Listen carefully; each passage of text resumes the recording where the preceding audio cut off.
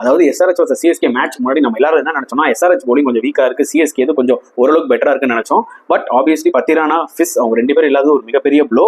And அதனால என்னாச்சுன்னு பாத்தீங்கன்னா எஸ்ஆர்ஹெச்சோட போலிங் கொஞ்சம் பெட்டரா தெரியுற மாதிரி இருந்துச்சு. பட் ஆனா அவங்களுக்கு கிரெடிட் கொடுத்தானுங்க, அவங்க பெட்டரா தான் பெர்ஃபார்ம் பண்ணாங்க. Especially Bhuvneshwar Kumar, Pat Cummins and Jaydev Unadkat பியூட்டிஃபுல்லா போட்டாங்க. பிச்சு கொஞ்சம் ஸ்லோவா இருந்தது, அதை டக்குன்னு அசஸ் பண்ணி அவங்க பாத்தீங்கன்னா அந்த ஸ்லோவர் பவுன்சஸ் அண்ட் ரொம்ப ஃபுல்லா போடாம ஹாஃபாவும் போடாம ஒரு மாதிரி பேக் ஆஃப் லென்த்ல ஸ்லோவர் பால்ஸ், அதனால சிஎஸ்கே பேட்ஸ்மேனால டைம் பண்ண முடியல, ரொம்ப கஷ்டப்பட்டாங்க.